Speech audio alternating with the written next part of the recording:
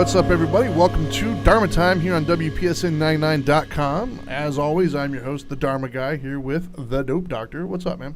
I'm freezing. You're freezing? Yep. Ooh, there's Whoa. an echo. What are you doing? Where'd that come from? I think it's because that's so loud. Man, let's turn that down. Yes, please do. Yeah, we don't need it now. They can hear us. Yep. Anyways, what's going on? Welcome. Today's Tuesday for us, right? It's a hot Tuesday. What do you mean? It's Tuesday for us. It's Tuesday for everybody. Well, I don't know who's listening right now. Maybe they'll listen to it on Wednesday. Oh. See, maybe it's tomorrow. Maybe, I'm talking into the future at the moment. Well, a little bit. That's right. So if you're listening to this on Wednesday, we did this yesterday. Yeah, man. Anyway. Back to your Tommy Chong. That's right, man. That's right.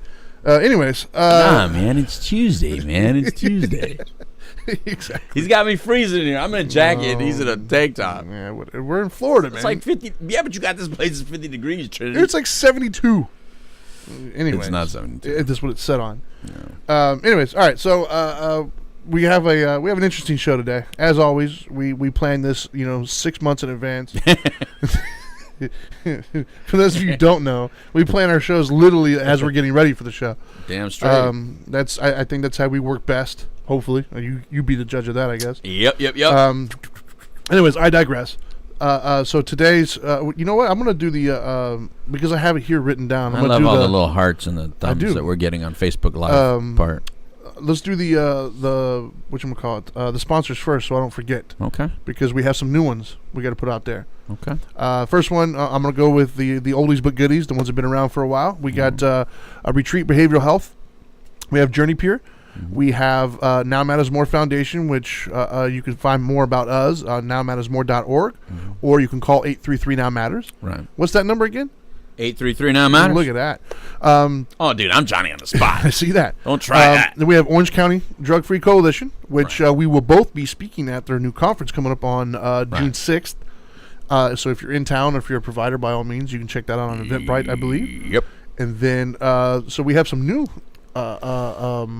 sponsors. Oh, please tell us who. We have the new one. It's Sport Subaru South. Yeah. If you're local, Sport Subaru South on OBT. Not only have they come on as a sponsor for the show, which thank you very much. Thank you. But for the foundation, they're having an event called Share the Love event. And it starts on November 15th to December 31st. And what they're going to do with this event is every Subaru sold at sportsubarusouth.com. That's right. Or in person. They're going to donate $250 to the Now Matters More Foundation. $250. That is awesome. So not only are they a sponsor for the network, but they're helping out the foundation, which very, very excited about that. So if you need a Subaru, go get you one. Right. And if you don't need one, you do need one. Yeah, you do. I already know one person that's going to go buy one in November. Right on. Yeah, when because the new 20s will be out, so the 19s will be at a better cost, or get a 20. There you it's go. just up to that person, but that person's already committed to going and buying a Subaru in November. I said go buy now, but they said they don't want it until November, so it's perfect. Well, there you go. I like it. So, once again, those are our sponsors. Without them, we couldn't do what we do. So, thank you very much for supporting us and helping us get the word out. And so, anyways, let's talk about our topic today. Okay. All right. So recently, I there's a post making its rounds on Facebook at the moment, and a couple of our listeners have actually shared. It's not another this Trump thing, is it? No. Yeah. But I'm sure somebody could relate to him somehow. Anyways, there's a post going around, and the overall consensus of this post is basically negative, kind of complaining and things of that nature is bad for your health. Oh boy. Well, you better let everybody know that one. Yeah. Complaining is bad for your health. Sort of. Wait. That's an oversimplification, but yes. You're saying someone spent time, research, and money on this study? The research that they did was it kind of rewires your brain. So when you're being negative and things of that nature, it rewires your brain to make it your kind of go-to reaction, I guess, at that point. Which we kind of already know. You can rebuild neural pathways and whatnot. But it got me to thinking, though, there's a forget finding the cure for cancer or addiction. Just let's research if negativity rewires your brain. I think there's room for all. Okay. I'm being negative. Exactly. I'm rewiring my brain as we speak. But anyways, as I said, so it made me think there's a concept in spirituality, and more specifically Buddhism, that talks about karma. And I hear it a lot, right? Like I hear it all the time. People are like, "Oh, karma's gonna bite you in the ass," that kind of stuff. You stump your toe. Yeah, or like you yell at somebody and then you turn around and walk into a wall and like, "Oh, that's karma getting you." And while that's fun to say, that's instant karma. Yeah, that's not necessarily how karma works, right? At least from the spiritual sense. And so I wanted to talk today a little bit about that. Essentially, feels like it does. Well, with your definition, at that moment, sure it would. Yeah. But so in theory, right, what karma is, and once again, I'm going to simplify this. Like, we don't need to do a whole show on just a definition. Feel free to Google it and look it up. But my 30-second elevator pitch here, if you will, on karma is essentially we do actions or behaviors, and in doing so, we have an intent. In other words, we are trying to accomplish some sort of goal, some sort of a task. We do whatever our action is, and then there's a result. Right. Well, that result is called your karmic fruit. So, for instance, if I do something that might not necessarily be a great thing, but my intent was to actually help or do, to be kind or whatever it may be, then my karmic fruit will still be positive because my intent was good, even though the outcome wasn't what I wanted it to be, and vice versa. In other words, if I do something good but with negative intent, in other words, let's say, I do something on face value, like I help somebody out. But in all reality, I had an agenda, and I'm only helping them to gain from it. Right. Then that's going to create a negative karmic fruit for me in the future.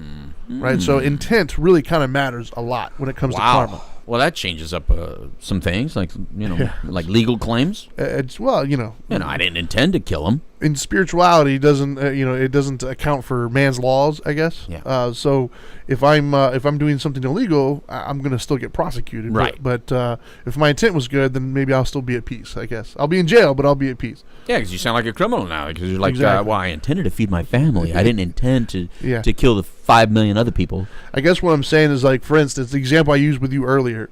Right. If you're, in Buddhism specifically, you're not supposed to take a life, right? Like, you're not supposed to kill.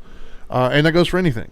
And so if there are, let's say there's ants in my house. Right. In theory, if you're going by the strict letter of the law, most people would assume that I'm not allowed to call an exterminator in and kill those ants because I'm killing sentient beings, essentially. But if my intent is to keep my household safe and protect my things or whatever, then it's, in theory, it's allowable. Okay. However, if I'm doing it just because I'm that little kid with a magnifying glass, I'm just bored and just killing them for the sake of killing them. Yeah, that's not so good anymore, right? Your intent now is just to take life for no reason. Yeah. Other than, I guess, enjoyment would be a reason, but anyway, so that's a brief kind of synopsis on karma. And just remember, I mean, it's important to note, judges could care less about your intent. Correct.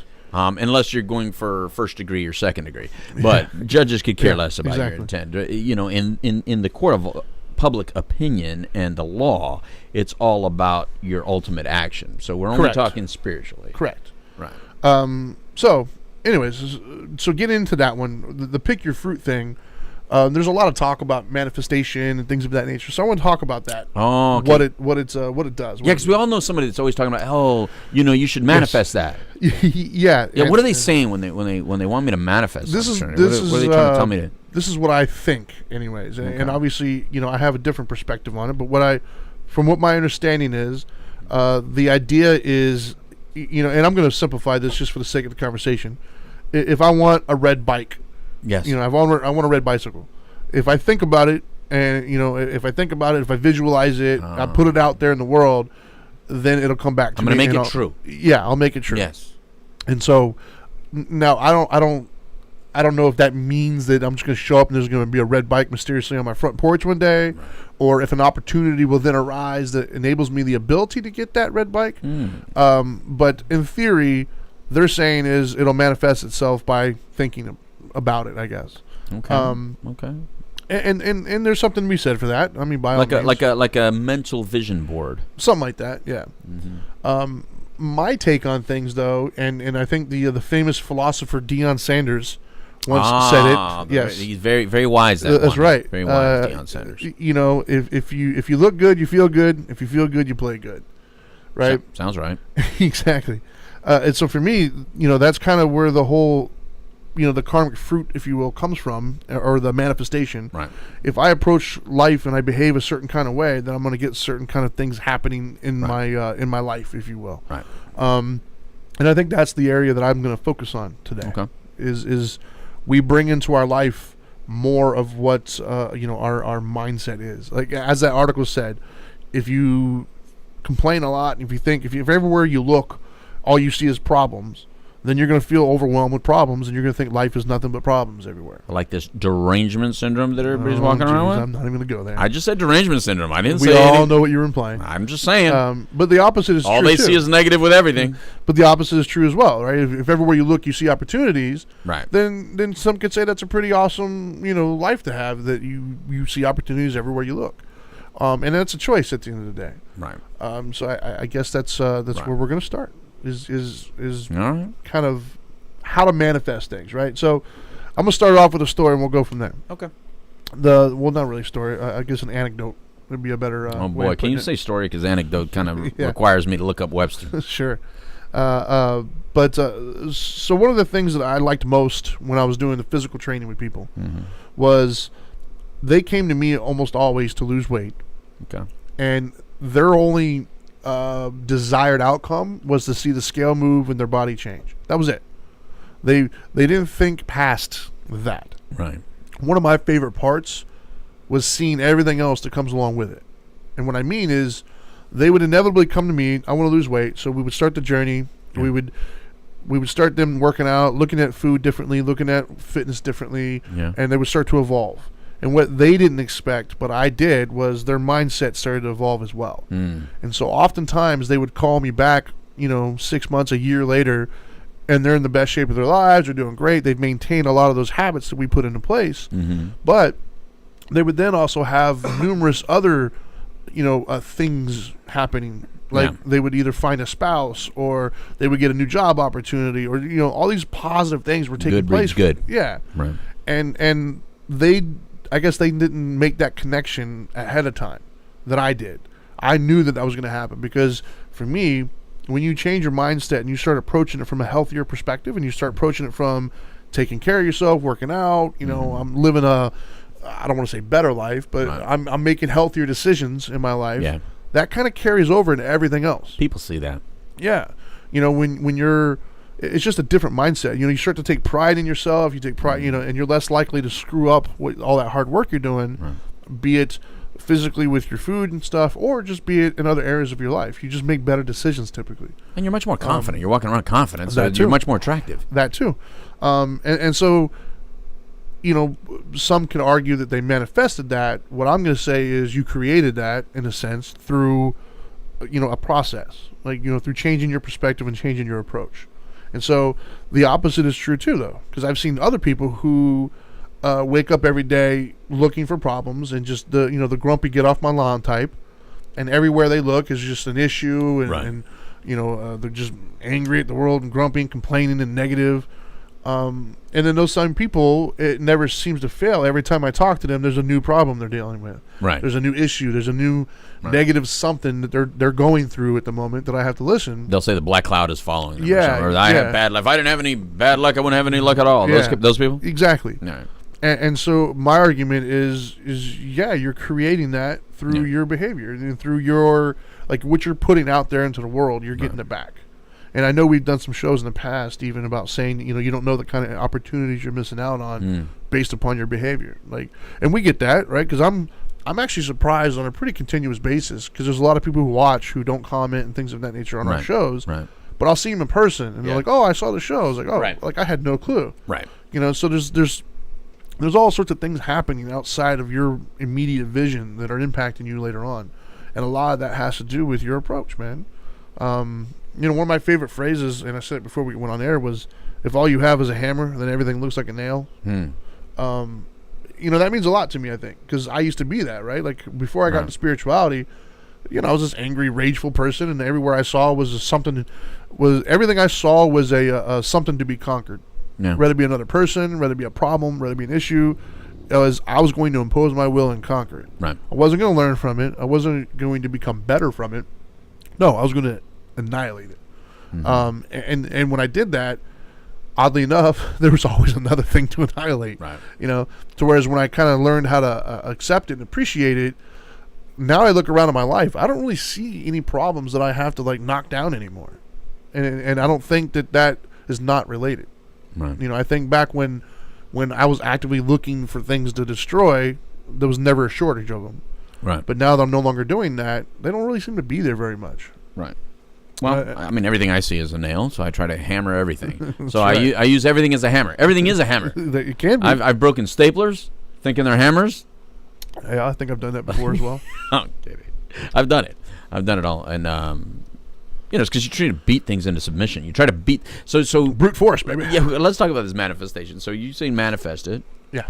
And, make it true, but you have to change the way you view it. You have to change your mindset about it, because you can't just make it true simply out of behavior. There's a lot of people put forth a lot of good behavior or good action, but they are so negative, and therefore they sabotage it some way, some shape or form, because you said something real interesting a few minutes ago about not knowing your opportunities around you. Like, I'm an opportunity giver, but I walk around kind of like, I don't know, just a regular Joe sometimes, where I can't offer opportunity. It's not like I'm going out there going, hey, I'm offering opportunity to somebody. Piper? Yeah. I'm handing out opportunities. Yeah, and I'm not walking around. Come on! Like, what did Drake do in that video, like God's plan, just handing out money. But I've often have handed out opportunity to people, but there's a lot of people that will never know that I bypassed them with an opportunity simply because they were full of negative energy or something about them just had me just keep walking. Oh, I know a few people right now that I'm thinking of that I would not, like, there's certain individuals that I would stick my neck out for, and other people I wouldn't. Right. The ones I stick my neck out for, they might not have that much better of a skill set, but they have a better attitude. Right. And I know that's going to be more indicative of what I'm trying to portray as well. Right. And so I wouldn't want to, somebody who doesn't portray that, I wouldn't want to, I guess, facilitate that. Like, I wouldn't want, it sounds kind of bad, I guess, but I wouldn't want to reward that kind of mentality. Like, I think you need to grow first. Right. And I'm not going to force you because you're on your own timeline, but I'm also not going to put opportunities in front of you that you're not ready for, kind of a thing. Yeah, and I'm definitely not going to put opportunities in front of you that I feel I don't want to support. Yeah. And I think that our energy is that important. I think the energy you carry around is that important. And I'm not saying I always have the great energy either. Of course not. Because, obviously, it's, some people may not like my energy or your energy. However, yes, my wife tells me often, your energy is off today. The intent is good. Thanks. I didn't intend to piss you off, babe. I was trying to love you. Well, I mean, but that's kind of what I think you just hit it on the head with the energy comment, right? Like, that's the thing. It's like energy is a very real thing. Very much so. It really is. Very much so. You can't touch it. You can't see it. You can't put your finger on it, but it's there. Well, you can see it in Casadega. Well, so they claim. They claim.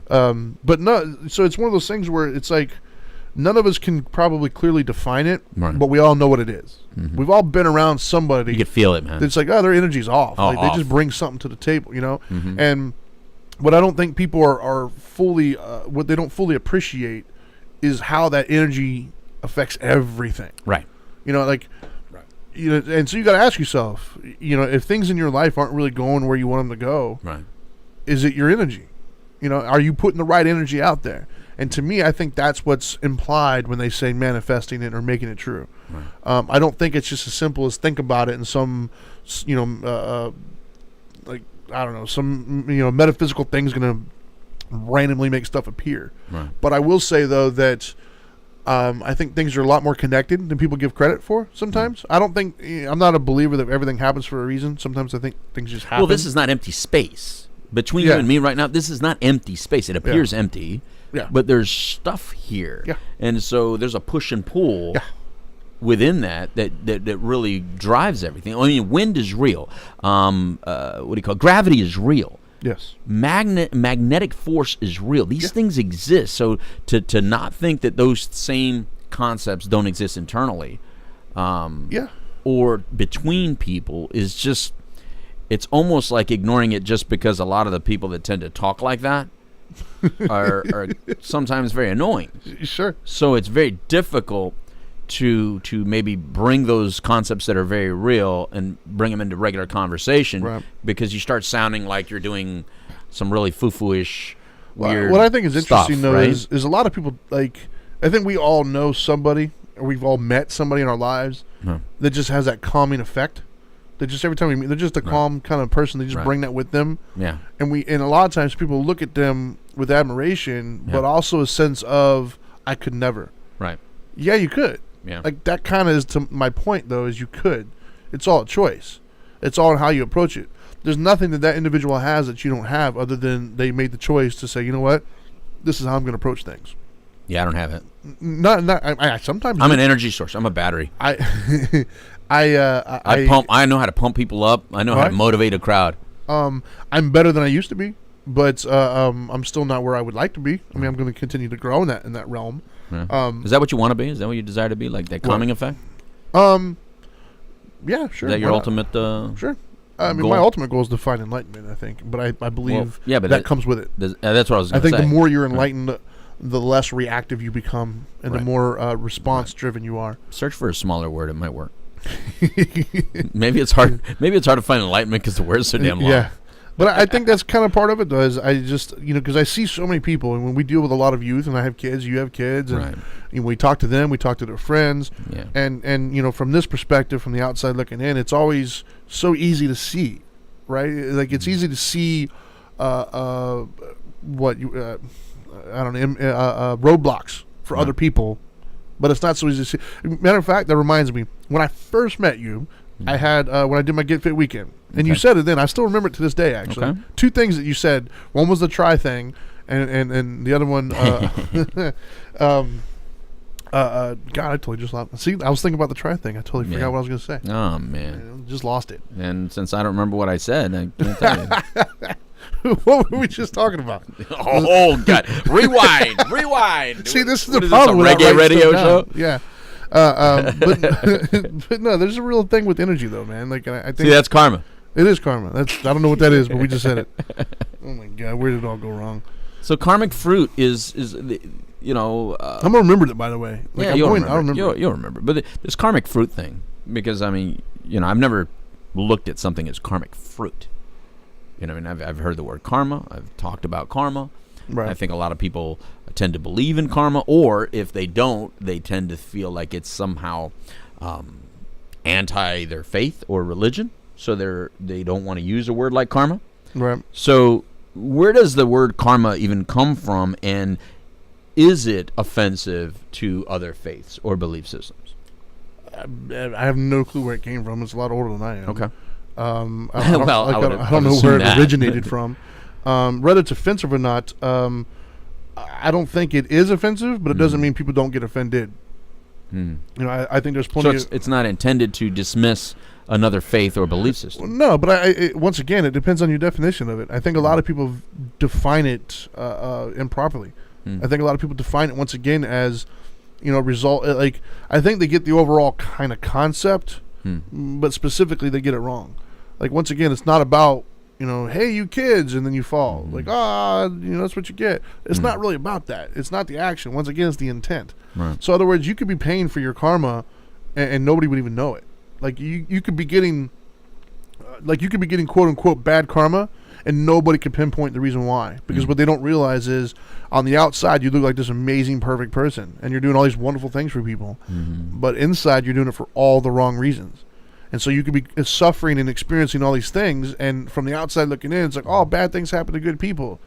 Well, that person might not be as good as you think they might be. Like, they could be a little bit less altruistic than you originally imagined. In other words, like... or just bad shit happens. Bad shit does happen. But, like, for instance, like, I don't know, the first thing that pops in my mind is if you're going to go and help somebody who's homeless... Right. But you're going to videotape it and put it on YouTube. Oh, my God. There's so many of those. Yeah. But you're doing it for the purpose of making yourself look good. You're not really caring about that person. You're just wanting the likes and the views. Yeah. That would be... I could argue that is not necessarily an altruistic thing. You had... Your intent was to gain notoriety and to show the world how great you are. Right. Look how nice I am. To whereas... you're doing a great thing. Right. But your reasoning for doing a great thing isn't true. It's fake. And so if that particular individual then goes through some hardship and they're like, why is this happening to me? I do all these good things for people and stuff. Yeah, but you're not doing good things for people. You're doing good things for yourself. Yeah. It just so happens to benefit somebody else, but your intent isn't to help that person. Your intent is to get recognition and some sort of benefit from that.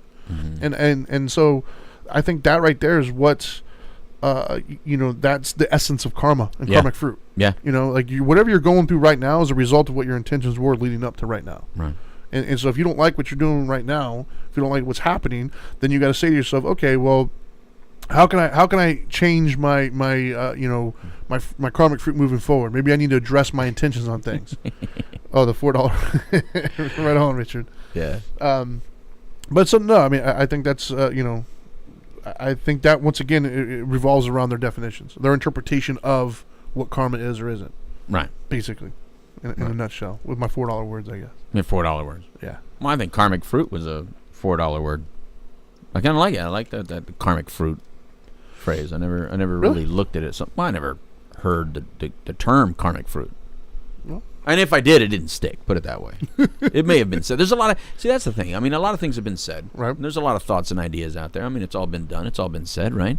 But sometimes you're either not ready to hear it, or you're not ready to Sure. grasp it, or sometimes you're at a different place in life where you didn't hear it that way. However, that doesn't change that you're doing a lot of the right things. A lot of you are doing a lot of the right things. You're thinking positively. And you're doing it for the right reasons. And maybe some things still aren't working out. It doesn't mean that you're not doing it for the right reasons or with the right intent, right? I mean, it could just take a little bit longer. Well, and depending on the journey that you're on as well. Well, yeah, and just like you said, shit happens. Yeah. And be patient. I'm a big believer. Like one of the biggest, hurdles I've had to come across for me was just changing my definition of good and bad. Right. Positive, negative. I used to go around like most people. If it fits within my expectations or my little box that I created, it's a good thing. Anything that happens outside of that, it's a bad thing. Right. Well, that's a very complicated way to live because life doesn't care about your little box. Life is going to do what life is going to do. You're a passenger. You're not really a driver. And so this idea that we can control it is kind of what causes our suffering for things. Like, if I'm in the passenger seat and you're driving, and my level of comfort is based upon my ability to make you go fast or go slow or change lanes, then I'm gonna have a very uncomfortable trip because I can't control that. All I can do is I can say stuff, right, and I can act a certain way. But at the end of the day, you're gonna do whatever you think you need to do. And if you try to control my driving, I'm gonna have a very uncomfortable trip as well because I'm gonna say, "Shut up! It's horrible. So stop being a backseat driver." Yeah, and so for me, and as somebody who doesn't, I'm not a good passenger. Right. I had accidents early on that gives me a certain amount of anxiety when I'm a passenger because I'm a control freak when it comes to the car. I'm always worried. No matter who is driving, they're always either going way too fast, they're going way too slow. They didn't turn where I think they should have turned. They didn't brake. I mean, I have a problem with everything that the driver's doing, but that's a me thing. Right. And so what I've learned to do is to find my quote unquote happiness. I no longer try to stop that. Like I no longer view that as a negative thing or a bad thing. It just is. It's just something I had to adapt to. So let's take that example because we've been on long road trips where I'm driving and then and I've hated almost every second of it. Yeah, exactly. So how is that for you? Like when you're in there because I mean we had a Challenger. So so sometimes we were just chilling on cruise control and then sometimes it's like you get 2 or 3 other Challengers around us or a Corvette and a Mustang around us and next thing you know it's like, well, let's just open this up for the next 30 miles. Yeah. So how is that on your end? Horrible. But even if you're just chilling, it's still horrible. Like you got to understand my perspective on things because I'm not in control of it. Right. It's all wrong, right? And, I mean, what happens internally though? What do you feel internally when anxiety? It's horrible. Okay. Yeah, inside I feel, oh my God, I'm gonna die. I'm gonna get hit. This car's gonna hit that because I didn't used to think that way. Right. I mean, I used to drive. I used to race cars and motorcycles and stuff. But I had a few instances that went horribly, horribly wrong. And I flipped a car 20 feet in the air, almost died from it. And so now I always have like whenever there's 2 things where I've had really bad accidents. One was I was passing somebody when I came over. I had to swerve or whatever, and it flipped and did all that stuff. And the other one was I was making a left-hand turn, and there was a guy who was drinking. He didn't stop at the light and just slammed into me. And so because of that, those are the two instances, even when I'm driving, that still give me, like, I'll take a second look. If I'm going to change lanes, I'll look twice. Even if I look once and I know it wasn't there, I'll look twice because there's something inside of me that's like, I remember that. Yeah. Or when I'm turning left, I always, I'll take an extra second to make sure that person is literally either not turning in or whatever it may be. And so conversely, when I'm in a car with somebody, they don't do those things, because they're just driving like normal. But for me, I'm aware of all of that. And my mind is always picturing the worst because it's already happened. But there was a point in my life early on where I wasn't a passenger. I just refused to ride with anybody because my goal was to make it go away. I didn't want to experience it and feel it, and I couldn't do that. So I never drove. I never was a passenger. Right. Instead, what I do now, or what I've been doing for the last several years, is just accept it. It is what it is. It's not good or bad. It's just a new passenger with me. I don't have to listen to it. It's there. I see you. I don't expect you not to be there. And so when I don't really expect it not to be there, I don't pay attention to it. It's not as big anymore. It's not as loud. The voice is telling me that. I'm like, whatever, man. It is what it is. I'll get there. And if I don't, I don't. Yeah, I have to do a lot of letting go. I'm also a bad passenger as far as internally. I mean, I don't want to be a passenger. I like to drive. Sure. I've always been the driver. Same here. But I have never been in as a younger person and stuff, in an accident, but nothing significant other than just like to control the drive. Sure. However, I really just have to go away as far as in my head and just make it really let go. Right. Luckily, I'm really good at letting go. I've become very good at just learning how to relax. Right. So now let's take this back into relationships then, because that's probably the one where I think a lot of people bring negative energy into it. Oh, yeah. A lot of manifestation of problems. If for instance, if you've been cheated on, there's a lot of people out there that have been cheated on. I'm going to bring up the most common ones. Sure. You've been cheated on. You've been lied to. You've been used in a relationship. Then, you're trained and your lesson that you got from that was there's some signs to look out for, right? Yeah. So we really don't want you to lose your lessons. Right. It's important to have some of those, that new level of insight into what lying looks like, or what cheating before they get caught looks like. Well, so I would say what it could look like. Line. Yeah, there's a fine line between taking a lesson that you've gotten from a previous relationship and manifesting it. So let's speak on that a little bit. Yeah, well, I mean, first and foremost, one of my big rules of thumb, my wife and I have a thing between the two of us where, phones, that's a big thing for a lot of people. Phones? You mean what are you doing on your phone? Kind of thing, right? Okay. I've seen relationships really struggle with the phone thing, giving up the password, things of that nature. Like not wanting to give it up? Yeah. It's a very personal thing for a lot of people, right? There's a meme going around where there's a door. Why would you not? Well, that's the thing, right? Is people always feel like they have something to hide. So my wife and I have this thing where both of us know each other's codes and stuff like that, but we both respect each other to never go through it. Yeah. And because for me, I don't know the context of everything that's in there. Right. And I can't, she can't control who messages her and things of that nature. So if I go through it, I'm inevitably going to see something I don't like, I'm sure. Right. It doesn't necessarily mean she's up to no good. It just means, once you cross that bridge and you're looking for stuff, you're going to find it, whether you want it to or not. Right. And I think that's where the fine line is, you can kind of create that narrative. And if you approach a situation just knowing that my spouse is being unfaithful, for instance. Right. If that's your mindset going into it, you're going to manifest that, whether it's there or not. Right. It doesn't mean you're going to make your spouse cheat, but every single thing you see is going to lead you to believe that's a sign of cheating because you've already convinced yourself that it's going to happen. I've never looked in my wife's purse or her phone. Me either. But I don't know if it's for the same reasons that you're saying, other than I just do it it's not mine. It's a respect thing. It's not mine. Yeah. But I am an ignorance is bliss kind of person. Exactly. So I'm a very quiet walker around my house, and all too often I get told, "Oh my God, I scare them if I want to scare them." I don't mean to sometimes. So when I feel, or when I'm conscious of it, when I'm being cognizant, there's my $4 word. There you go. Of it, I make noise. Because I don't want to walk in on anybody. I got 2 daughters and a wife. Right. I make noise on purpose because it's I love my ignorance. I love to not be thinking, I'm not saying you guys are doing anything. I'm just want to keep my ignorance is bliss kind of mindset.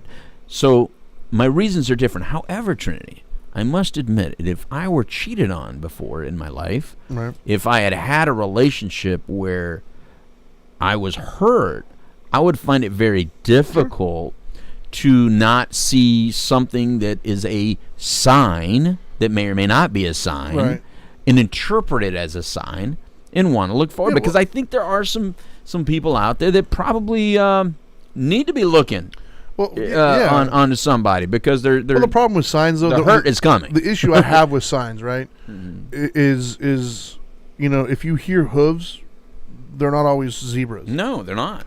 And that's I don't think they're ever zebras. Well, if you're in Africa, they are. But my point is if you hear hooves, most people automatically think, oh, it's a horse. Yeah. But it could be zebras. It could be antelope. Any hooved animal, it could be. Yeah. And so the problem is with signs of cheating, something your spouse is doing could just be a sign of something else, not necessarily cheating.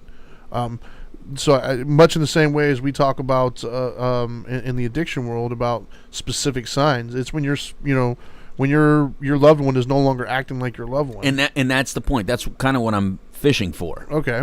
Is that, the real sign is, well, how are you guys connecting? Exactly. Yeah. That's more important than, well, he got a phone call and he walked out of the room to talk to the person. Yeah. Well, no, but how are you guys connecting? Because if you're connecting in a positive way and everything's going, then just let's leave it at that. Because connectivity is the real issue, right? If someone's just, they're there but they're not there, well, then that's different. That's a whole other ball. Like, for instance, I was always told it was a sign of cheating if you have your phone, and when you're dealing with somebody, you put the phone, flip it over.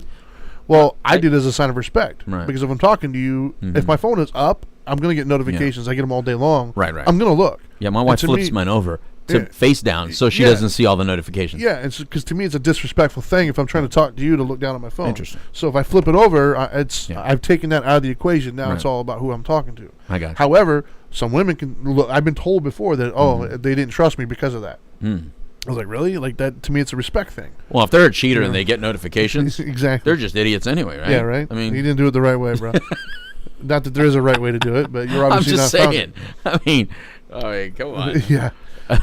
No wonder you get caught cheating. Yeah, but to me, that's also you deserve it. That flows into what you were talking about earlier before we went on air about the self-sabotage. Yeah, and that's you can manifest that stuff, right? And that's the thing, because I've seen it before using the infidelity thing. Right.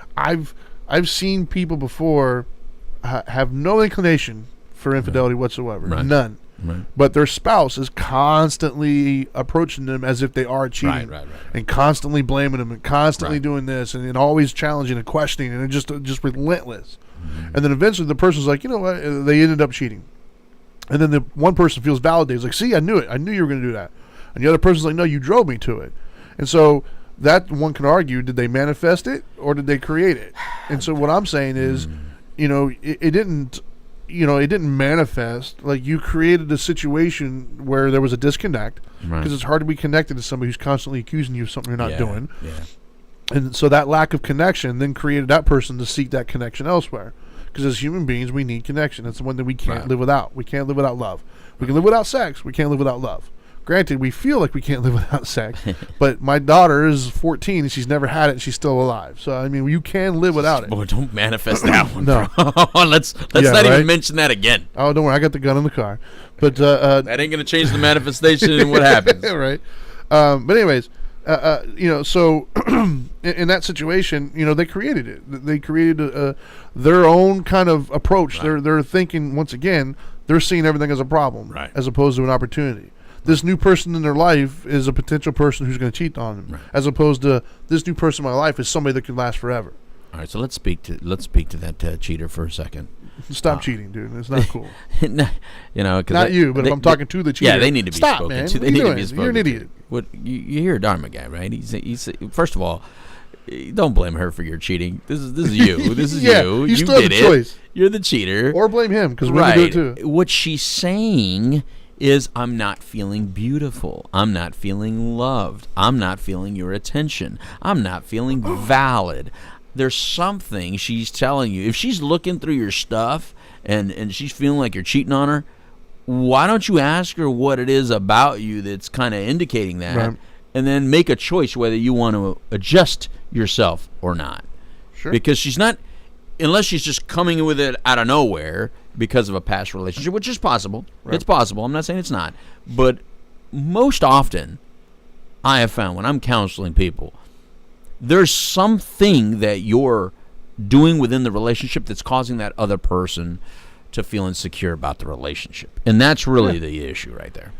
Yeah, well, I mean, I think we even covered that on our relationships shows. Yeah. So go back to that. Dharma Time.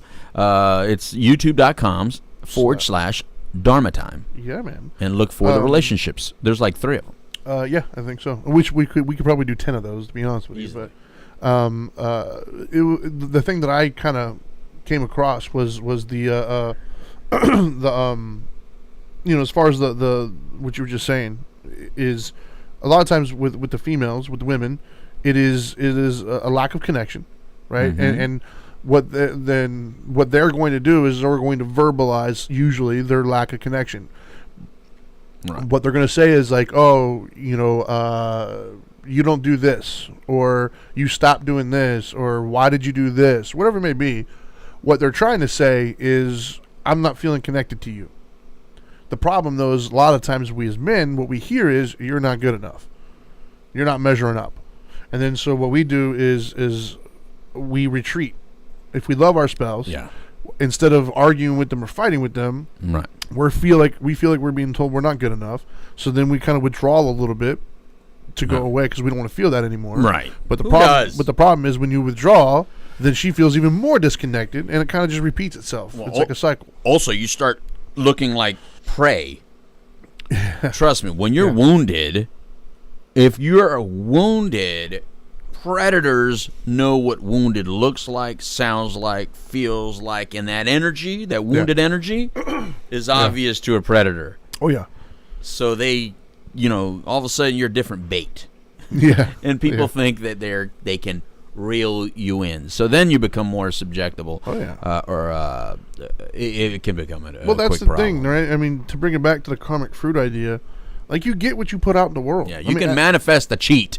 Yeah, for yourself. Well, you can manifest anything through your behavior, right? The things that you're more or less sensitive to, the things that you kind of value and don't value. Like you can create a future for yourself that you might not appreciate or like through your behavior and through your mindset. Yeah, if you walk around saying your job sucks, your job is going to suck. If you walk around saying your wife sucks, your wife is going to suck. Well, you know what? Here's an example, right? It's a trivial one, but nonetheless, I was a vegan for a little over a year and a half. I remember that. When I was doing my fitness stuff, like more heavily than I am now, I wanted to know about the vegan thing, and you can't know about it unless you do it. I didn't like when you were vegan.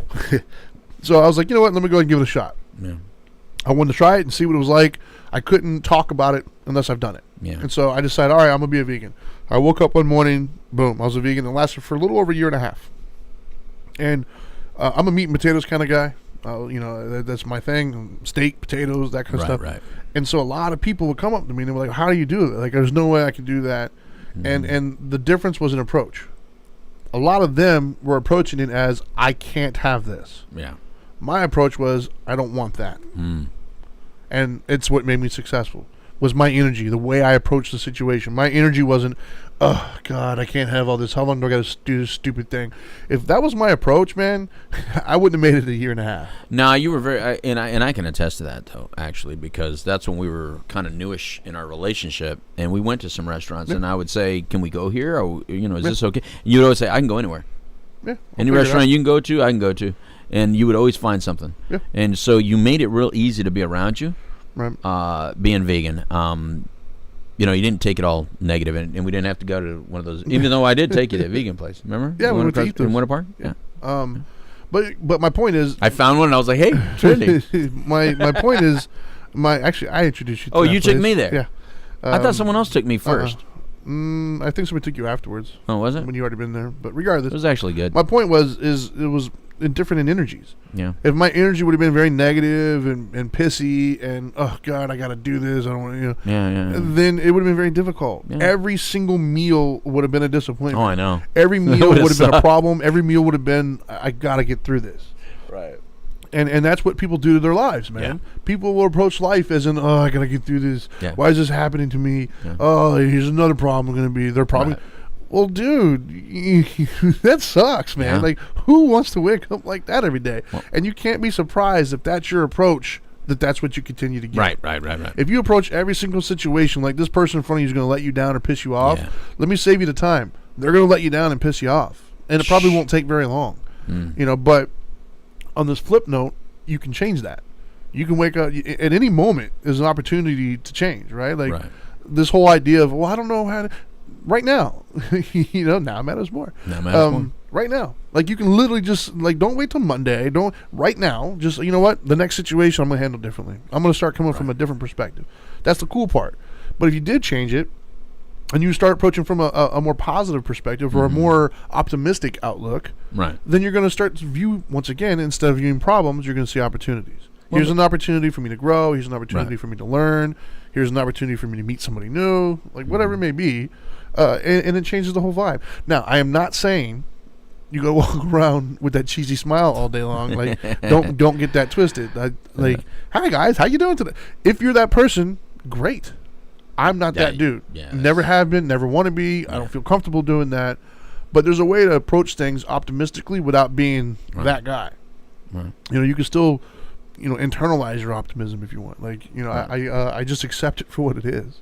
But go ahead. I was just thinking, great for those people. I'm just way too sarcastic to be great friends with those people. Oh, I'm an asshole at heart. I still am that guy. But I've learned that you can do both. I can be sarcastic. I can still be a little antagonistic. That's fun. But I'm still, at the end of the day, I'm an optimistic. It's because there's still anger within, and sarcasm is anger, and you know what? I kind of like it a little bit though, But I don't want to be eating tofu and do yoga every day. No, I'm not there yet. So you're seeking enlightenment, and I'm trying to put it off. See, I don't I feel like it's yoga inevitable. Though. I know. It's my joke about yoga and tofu. But what I'm saying is, enlightenment to me is like an inevitable, like in my death for sure, possibly before death. But the way I look at it is like I really want to delay it as much as possible because I feel like I feel very healthy psychologically, and I don't want to be too healthy because some of the healthy ways would take away some of the things that I'm still trying to hold on to. And I think that one of the issues with people growing, I think, is sometimes some of us are holding on to the wrong things. And some of the things that you're actually holding on to are keeping you from getting what you say you really want. Well, that's where the manifestation things are. So since I have what I want right now, I feel like I have the luxury of holding on to like my sarcasm, my frustration and anger sometimes, my aggression, because I have so much of what I want. However, some of you don't have what you really want. Therefore, you don't have the luxury of holding on to anything because some of that might be getting in your way. And so that's kind of the challenge. As well as peeling back that onion a little bit and kind of letting go. There's that phrase again. God, I've heard that phrase. The onion? Yeah, that's all I've heard for the last 2 weeks. Only because the onion is so perfect. It's multiple layers. It does. It's so perfect, and plus it makes you cry. So it's so perfect. Depends on what kind of onion. Yeah, or if you breathe out of your nose. I'll breathe in your nose. I mean, I've learned how to peel and cut onions without. No, you just breathe out of your mouth and it won't happen. There you go. Yeah, don't breathe in your nose at all. But see, that's me adjusting. I know how to adjust to the onion. Sure. Onion doesn't control me, bro. But the thing is just a lot of people don't really get that it's your approach. Yeah. It's not karma. It's not you manifesting this, that, and the other. It's your approach, man. Like if you approach life like everything's a problem, God, dude, that goes back to you could be right or you could be happy. It's such a simple phrase, and I'm positive I'm not the one who coined it, but I might have been the one who put it that way, I guess. But it's been out there for centuries. But it's so true.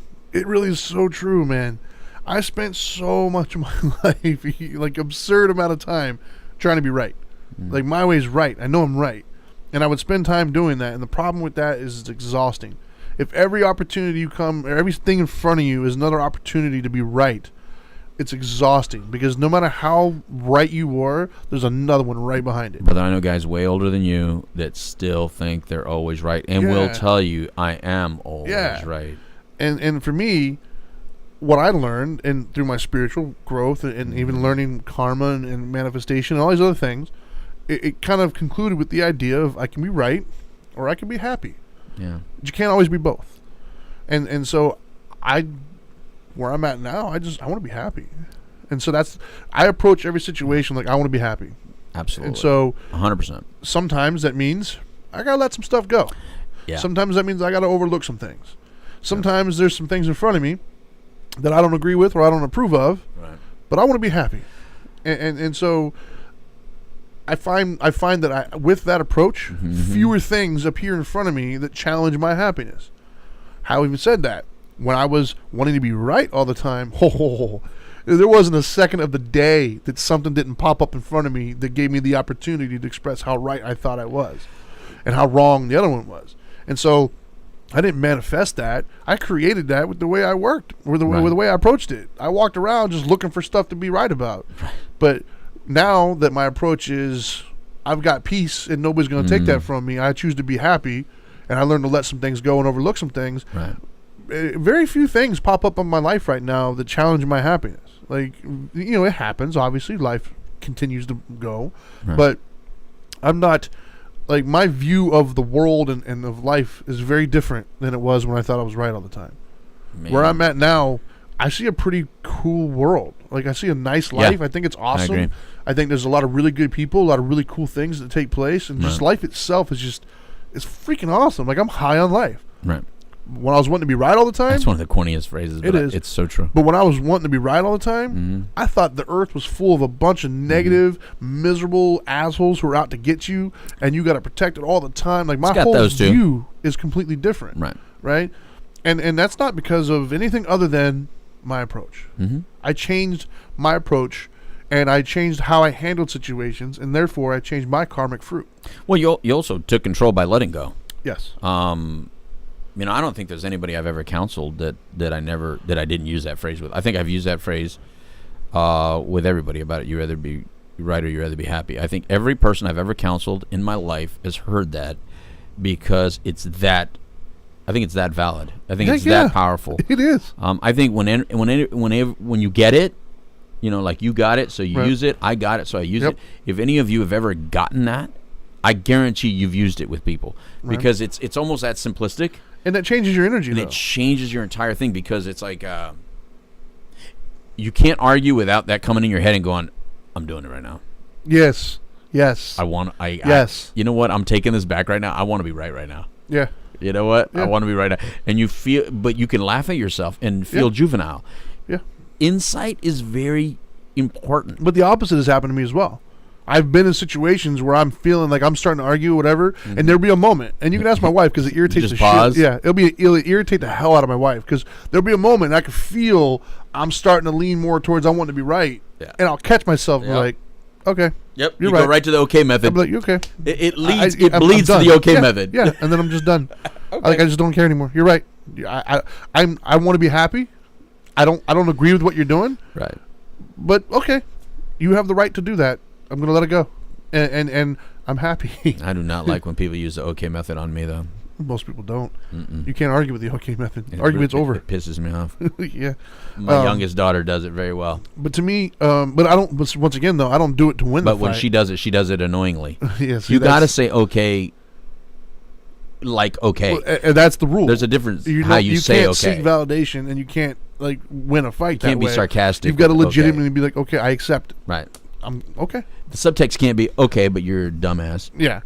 It can't be like okay. Yeah, exactly. Yeah. Okay. Or like this. No. I got to do the face because for people that are watching, you gotta go. Okay. You can't do the face with it. Anyway, I'm gonna turn my mic off. We got a couple minutes left, so I'm gonna let you do the wrap out. All right. I'm gonna wrap them out. Wrap them out. Yo, I'm here. I said it wrong. Okay. It's okay. I'm still happy. All right. So everybody, hopefully you enjoyed the show today. We talked about quite a few things, but the main premise over here is karma, the karmic fruit, how we manifest things in our life. How we respond to different situations and stimuli will kind of impact our decision making and how we go from there. So, as usual, I'd like to give you guys some action tips, if you will, to put into practice and apply what we've talked about today. So here's my 3 tips. The first tip that I have is intent matters. Intent matters. Like, the reason behind your action is more important sometimes than the action itself. And your intent is what's going to dictate your karmic fruit moving forward. The second one is, in life, every situation that happens in front of us, we have the choice to view it as either an opportunity or a problem. Opportunity to learn, to grow, to experience, or a problem that needs to be dealt with, overcome, or whatever it may be. And that approach is going to then decide all your behavior and everything else after that, and how you respond to all of that stuff. Which leads us to the third one, is you have a choice. You can pick your fruit. You can choose the rotten fruit and deal with all the taste and everything else and the sickness that comes with it and all the why did I eat that? Or you could choose the other fruit and say, this is great, this is fantastic. And obviously what I'm talking about is you could choose to say, hey, here's an opportunity, and no matter what that situation is, you will walk away with an opportunity. It might have been an opportunity to learn patience, it might have been an opportunity to just have an experience, whatever it may be, and you'll walk away with a much more enthusiastic kind of a reaction. Or you could choose to look at everything as a problem, and you're going to never be happy because there's always going to be another problem. So those are your 3 action plans. That's all I got today. And as always, now that you know better, do better. Peace.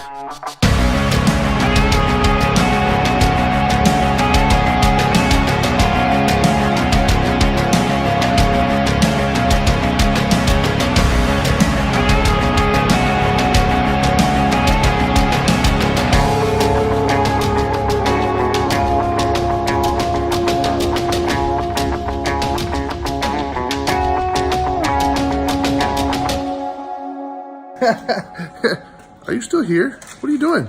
I told you, go do better.